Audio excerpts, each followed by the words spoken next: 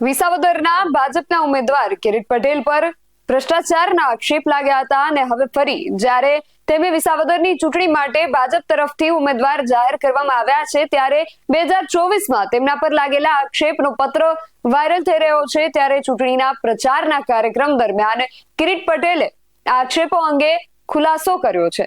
શું છે સમગ્ર વિગત જાણીએ અહેવાલમાં। જય હિન્દ। BSI TV ન્યૂઝ પર આપની સાથે હું છું નિધિ ગઢવી।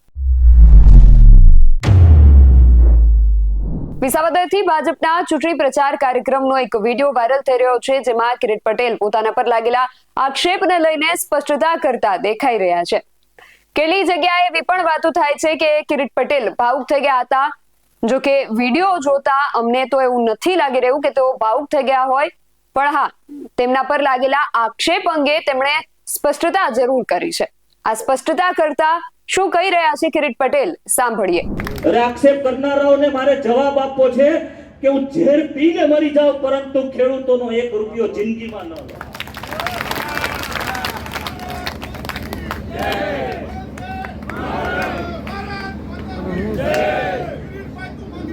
हम तुम्हारे साथ हैं, हम तुम्हारे साथ हैं। आवा छेतरपिंडी करनारा लोको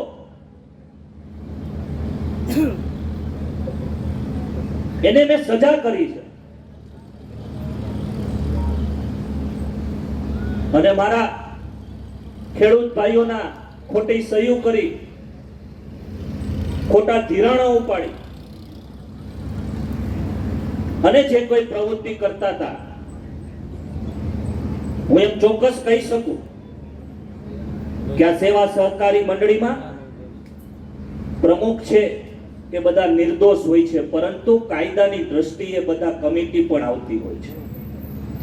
પ્રમુખો અને કમિટીએ કોઈ ખોટું નથી કર્યું હું જાહેરમાં કહી શકું છું, પરંતુ કાયદાની ગોઠવણમાં પ્રમુખની જવાબદારી પહેલી આવતી હોય। હું ઝેર પીને મરી જાઉં પણ ખેડૂતોનો 1 રૂપિયો પણ ન લઉં। તેમનું કહેવું છે કે સહકારી બેંકોમાં થતા નાણાં ઉચાપત મુદ્દે ખુદ અને પ્રમુખો અને કમિટી મેમ્બરો નિર્દોષ છે।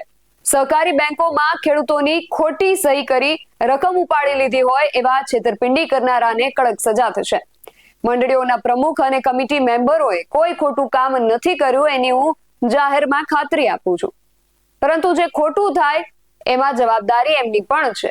એટલે એમણે કડક સજાની તો વાત કરી છે, પણ જોવું એ રહ્યું કે જો કદાચ કિરીટ પટેલ વિસાવદરથી વિધાનસભા સુધી પહોંચે છે તો આ બધા વચનો પૂરા કરે છે કે કેમ।